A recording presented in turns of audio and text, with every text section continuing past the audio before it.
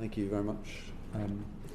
Chair, just on the review, I note your letter talks about concluding this at pace, which people in the sector might... Your pace is slower than yours. will naturally find a little bit frustrating. I wasn't quite clear what the issue with COVID had been, seeing as you sort of told us it was going to be ready in the summer.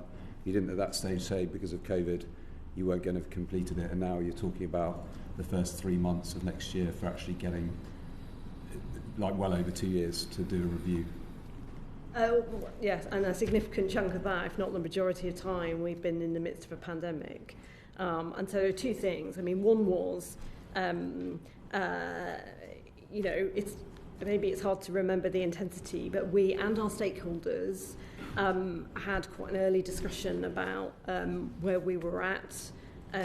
We focused on the COVID response, including for vulnerable children, including SEND children and young people. As I said, I wish in hindsight I had ensured that we had made clearer earlier that this was going to constitute a delay, because it would have not least come as less of a shock. I think the second thing for me is that there's something about starting programmes. The temptation was, as we were trying to come out of the pandemic, that we try to pick up where we left off. Now, in some respects, some of the, as we've said previously, some of the challenges intensified. But actually, when I was talking to stakeholders, other government departments, we took a very short period of time in June and July to just say, okay, what are we trying to achieve here? What have we learnt so far? What has COVID changed? What does that mean for the delivery of the programme?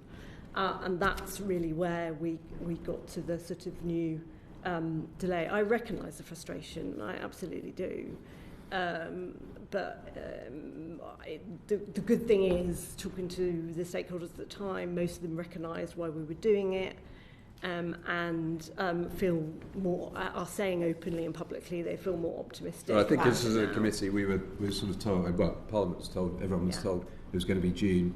We were still in very serious controls and high COVID at the time when you were telling us it was going to be done in June. So, and I take responsibility. We wanted to crack on, but it was, fine. Okay. Yeah. Well, we'll hold you to Q1 next year. If I can come on to, I want to raise a position in Norfolk. So, in Norfolk, there's a £120 million capital investment programme underway to increase capacity. I think DfE is actually building one of the new schools that's going to be to build that provision, but the demand is growing. The County Council have written to all MPs to say that they are being required by tribunal judgments to send pupils to private providers where there is capacity, and those providers know that the County Council has to basically pay whatever they charge them, and they say that they're being charged, and I quote, exorbitant prices, knowing full well we have the option to pay.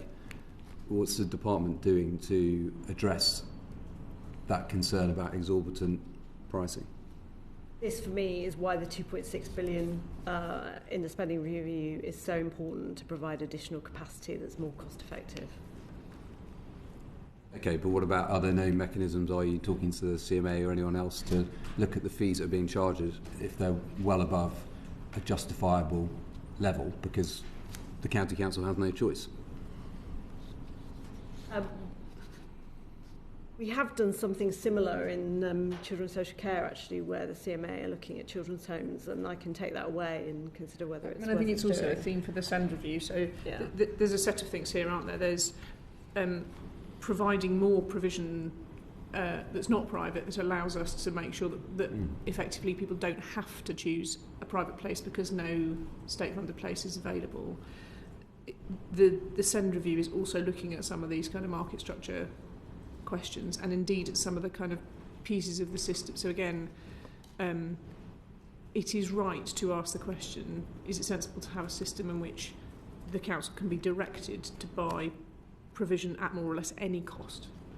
Or do we want a system in which the cost is taken account of a little bit more effectively? And that is one of the questions that, as part of that, main aim of the SEND review is to get better outcomes for children. We want to do that in a way that is sustainable, and as part of that sustainability, those kinds of questions are being asked as well. Okay, so that will be specifically addressed, because Ms Morris, from your answer or your comment, I didn't get the impression this was sort of something that you're seized of or had necessarily been raised with you. Well, maybe I misunderstood your question, but it sounded like you were saying, are we doing anything in the here and now on the pricing of specialist provision? Both. Yeah, okay. Are you doing anything in the here and now to deal with this issue, which has been around for... Not immediately. No. But we're looking at it as part of the kind of, as I said, capital investment that increases cost but that's supply. going to take time to come on stream, and even with the projections that Norfolk have got of this £120 million, they're not going to have enough places. So this problem's going to endure. It's not going to be unique to Norfolk. There are providers who are charging well above a fair rate. And that's where we also come back to what we were saying earlier, which is partly about the SEND review, but also partly about supportive and inclusive mainstream provision that gives people that gives parents confidence as well.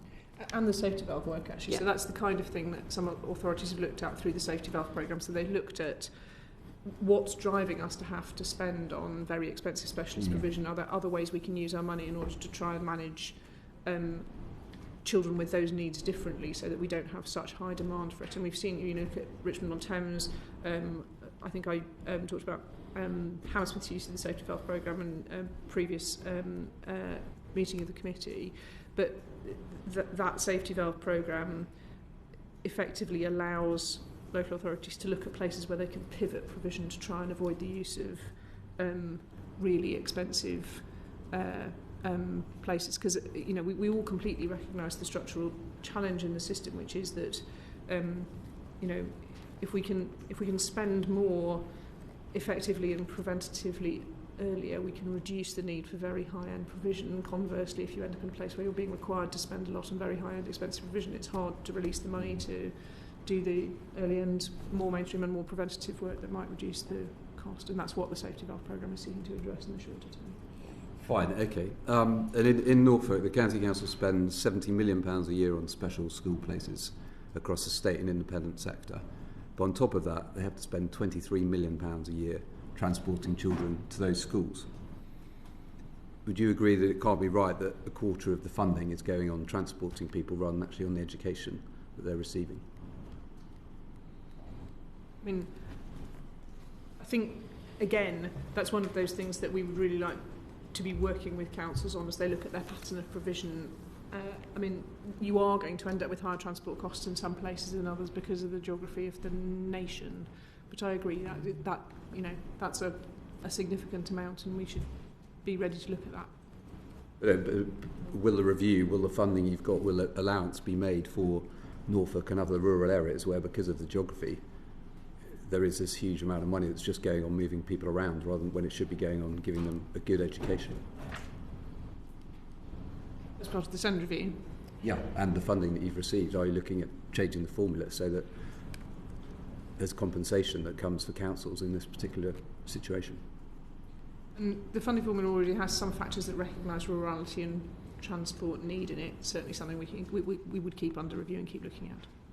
Is that being kept under review as part of the SEND review?